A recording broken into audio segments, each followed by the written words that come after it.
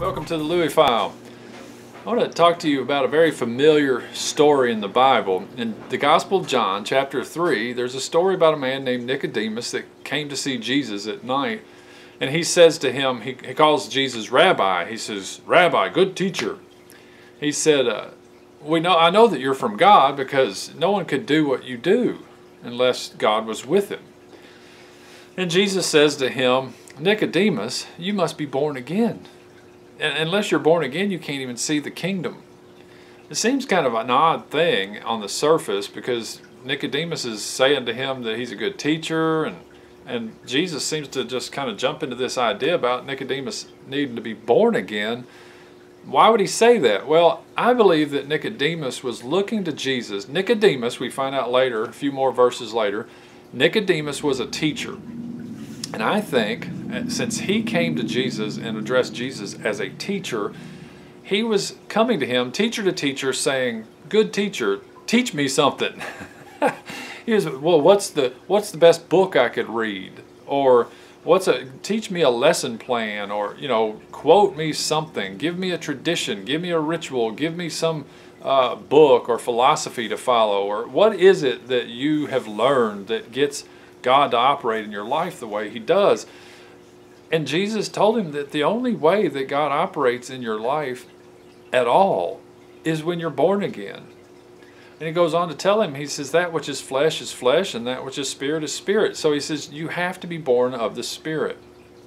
That's the only way that God does things in your life. It's because it's him, his Spirit in your life, that is actually doing it, manifesting it. So then he goes on, and during this conversation, Jesus quotes or says John 3:16. Jesus himself says, for God so loved the world that he gave his only begotten Son, that whosoever believes in him would not perish but have everlasting life. And you'd be surprised how many people don't realize that, that Jesus was the one that actually said that, and two, that he was saying it to Nicodemus. He was speaking directly to Nicodemus. So Nicodemus wasn't going to get what he wanted from Jesus by any other way except for being born of God. Now that leads me to a thought. I'm going to get political for just a minute or two. I'm not endorsing candidates. I'm not pointing at one or the other. But I will say this. Have you ever heard a politician reference Genesis 3 where it records the fall of man? No, I haven't. You're not going to. You know why? Because they don't really see it that way. They don't fully understand the fall of man, because if they did, they would realize laws and voting this one in and passing that law, tax codes and all of these things would not fix our problem. They're putting Band-Aids on something that can't be fixed that way. Jesus says you must be born again. We have to have the Spirit of God in us as humanity. That's the only way. It is the only way. Man has fallen, and we need someone to rescue us. And God sent Jesus Christ here to be our rescuer. That's why we call him Savior, because he came here to save us. Without someone coming to save us from the outside, we're doomed. There is no fixing up our humanity. There's no New Year's resolutions that's going to do it. There's no more education.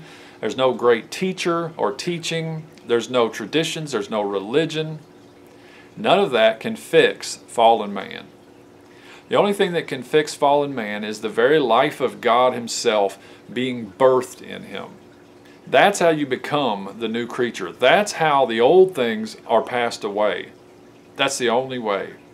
So my political speech is this. I don't care who you are, what office you're running for. Without Christ, it's doomed to failure. It's doomed to failure. We're putting our finger in a hole in a dam.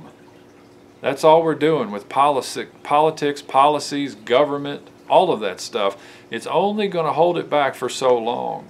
Now, I'm not saying that government is wrong or bad or that we don't need it.